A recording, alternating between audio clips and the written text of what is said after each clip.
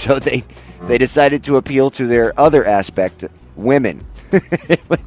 Because apparently women just weren't on the docket for the Republicans beforehand, which kind of makes sense. So they're fielding more women candidates for their causes. Part of that, refraining some of their messages to women voters, of course, as well. The Iowa polls show that Bradley running as many as 14 points ahead of Ernst among women. That's not bad. So I guess the Republicans are winning in Iowa now. So, wow, sweet.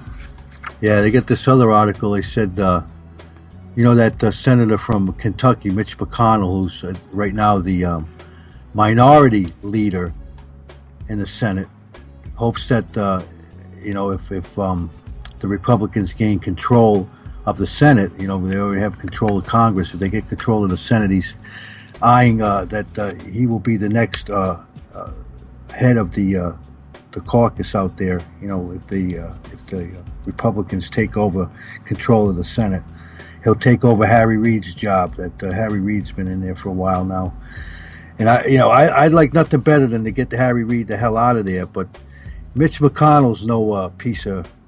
I don't know. I'm not really enamored with that guy either, to be honest with you. Well, didn't he just win his race as well out there in Kentucky? Didn't that voting already happen last month? No, we're going to the polls in about a week from tomorrow. See, and when we did the voting for Thad Cochran out here, this was a few months ago. That was the primary, yeah. They're in the primary. You remember me telling you that there was a lot of voter scandal and voter fraud happening in the Chris McDaniels race, right? Yeah, yes, I remember that. Yesterday, and it was yesterday, we got the ruling from the court. Maybe it wasn't Sunday. Maybe it was Saturday or Friday. I'm trying to remember. But anyway, we got the message from the court this weekend down here that said that they were not going to be looking into any fraud allegations from Thad Cochran because it was, quote, poppycock. And I think that's a load of shit, I think they should investigate it just because somebody cried voter fraud. But they're not. So Thad Cochran, 58 years old, going to still be in the Senate for us down here, ruining everything. So, wow, that's something else, man. Wow. So, there might be a big change in there, but who knows? But like I said, this Mitch McConnell's I don't know. I'm not really enamored with him at all. To me, you know what they're doing. Throw them all in the same pot, mix them up, and give them whatever D or an R for Republican, Independent. They're pretty much of the same ilk, man. I think. You didn't hear what they did in Louisville, Kentucky yesterday, anyway, did you? Or no, this was Saturday. I read this.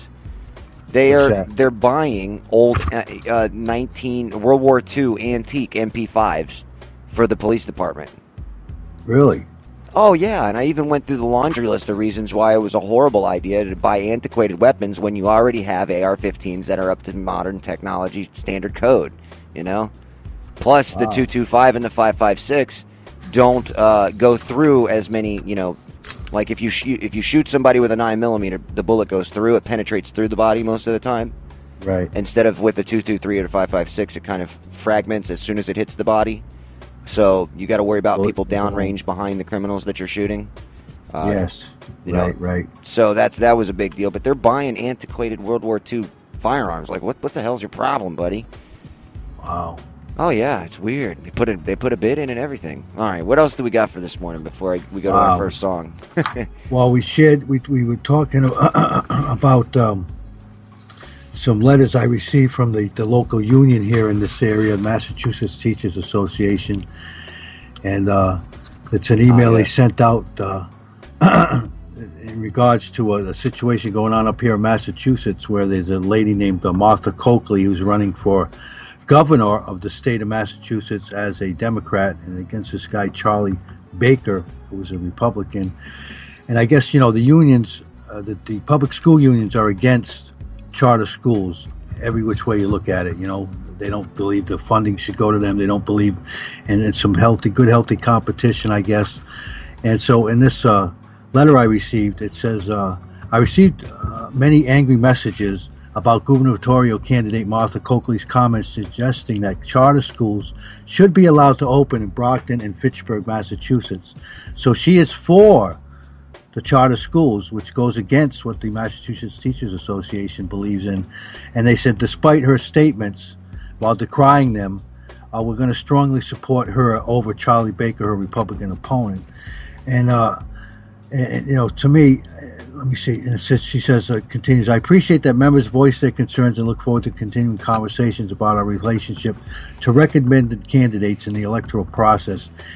And then she included some articles about the assault on public education that charter schools pose and so forth. And she says, this one is about the assault on public education.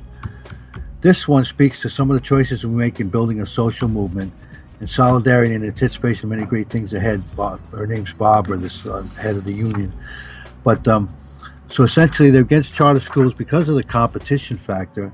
And then there's another situation. We got another heated email where they're talking about the state is trying to make a licensure of teachers based on performance in the classroom. All right, how their students are like anybody out there in the regular world.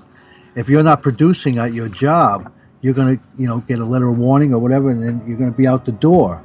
Whereas with the public education and the teachers having their tenure after essentially 3 years here in Massachusetts, wow, short of molesting a child, you're not going to ever lose your job. And so the principals in the buildings, even though they might have some teachers that are not, we all seen the teachers. You get your malingerers out there that just kind of come in and fill up a space and not doing a whole lot to educate the children.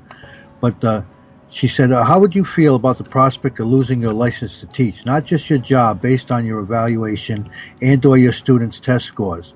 So to me, your boss's evaluations on any kind of job I've ever been on, that's what they base, whether you're going to keep your job or you're going to lose your job or you're going to get a raise. Exactly. Especially if you're not doing your job as a teacher, that means that the kids are not getting educated. Right. They don't never mention the kids in this letter. They're all about just covering their own ass and looking out for themselves. And it's, that's why my last 2 years in there, I resigned from the union, I think I mentioned that to you before. I resigned. I didn't pay my dues anymore. And, I caught a lot of flack for it. But I'll tell you, some of the BS that they're involved with the lobbyists they have up on not only the State House here in Massachusetts, but, up on Capitol Hill in Washington, D.C., and it's just, there's no mention of the students here and what's best for the students. And to me, if you got to get the most highly trained, qualified people into the classrooms, and you got to pay them appropriately, and that's what you got to do, man. In the weaker ones, the ones that ain't cutting the mustard, you got to be able to let them cut them loose. Go try go work at 7-Eleven or something. See, I never understood exactly why teachers were getting tenure in the first place. That basically takes away any want for a teacher to, educate these kids. I believe. I maybe I'm wrong about that, but I believe many get into that. After that 3 years, they get their tenure, and it's like, whew, big sigh of relief. Now I don't have to worry about anything and this and that. And to me, it's a wrong incentive. It's not the way it should work. And others, there are some outstanding teachers out there that are doing great work in the classroom each and every day. And to me, those are the people that should be rewarded, and those are the people we should be recruiting to teach, instead of what we're dealing with now many times in the public schools. It's like and again, going back to the charter schools, which have been very successful in my area, particularly. With the standardized test scores and the teachers that are teaching in those buildings doing great things. And it's a big threat to public educators, as you heard in that letter, that they were very upset that the candidate of their choice is supporting something that, this lady purports to be against. But, it's just that many times the unions are exerting their muscle trying to get people to vote. I all the time I get this stuff, vote for this one, vote for that one. Screw that. I read the letter, but I'm making up my own mind. I'm not going to go, like a lemming off the edge of the cliff with following the union leader and union whatever they espouse. Well, the reason I'm take a drink of coffee here. Sorry. No, you're fine.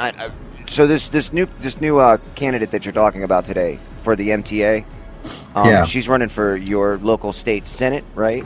Or I'm sorry, for the Senate chair for the House of Representatives, right? I'm losing my mind this morning, I guess. She's running for office, right? This lady in the union? Yes. Well, no, they're talking about a candidate they support, Martha Coakley, who's running for governor of Massachusetts, is for charter schools, and that's their candidate they're supporting, the teachers union. And they were very upset that she, in fact, is open to allowing charter schools because, of course, the public teachers unions are all against charter schools. See, because it does say, I wrote of many angry messages I received about gubernatorial candidate Martha Coakley's comments, suggesting that charter schools should be allowed. Now, how come people are angry that charter schools are being set up there? I'm kind of fuzzy on a little bit of this. I know about the tenure, but why are people angry about trying to set up more charter schools? I thought that was a good form of schooling, right? Well, they figure it's a direct assault on the public school system because, if there are more charter schools, there'll be less money or funding, they're thinking, for the public schools. And plus, they don't want the charter schools have a little more leniency as far as the way they do things.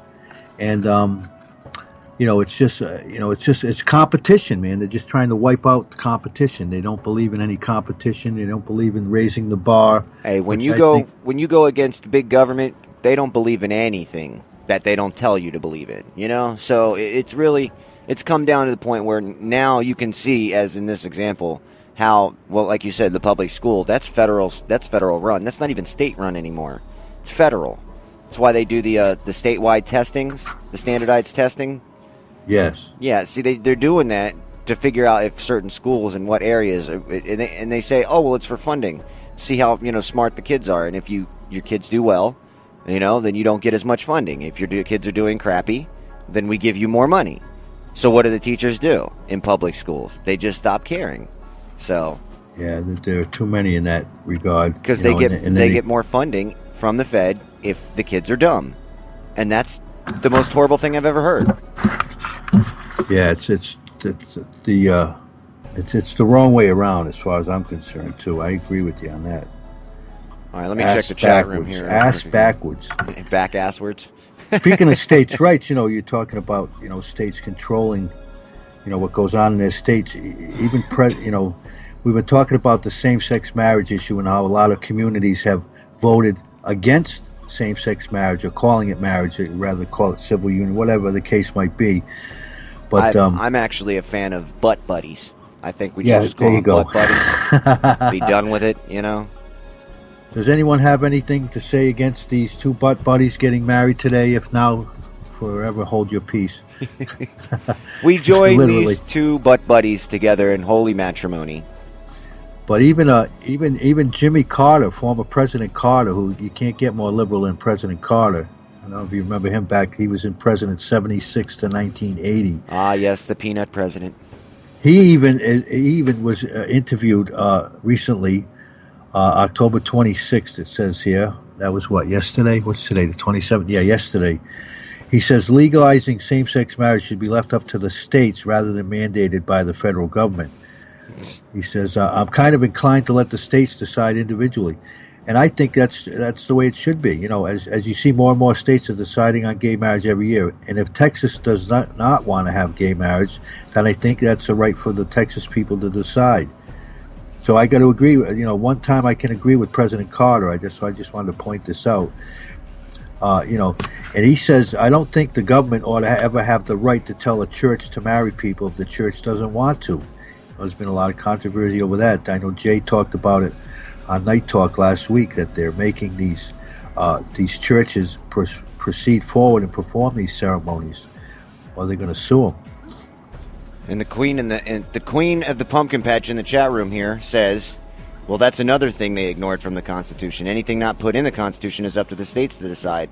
And Amen. Amen. So really everything that the federal government is stepping on right now by saying you have to, that's all just a bunch of shit, It's really starting to affect people. The feds getting involved here. Like on Saturday, the U.S. Department of Justice announced that it will recognize same-sex marriages in 6 new states: Alaska, Arizona, Idaho, North Carolina, West Virginia, and Wyoming, bringing to 32, plus the District of Columbia, where such marriages are legal. And again, like I said, down in Texas, a federal judge ruled last February that a state's constitutional amendment defining marriage between a man and a woman is unconstitutional. but Republican Governor Rick Perry and Attorney General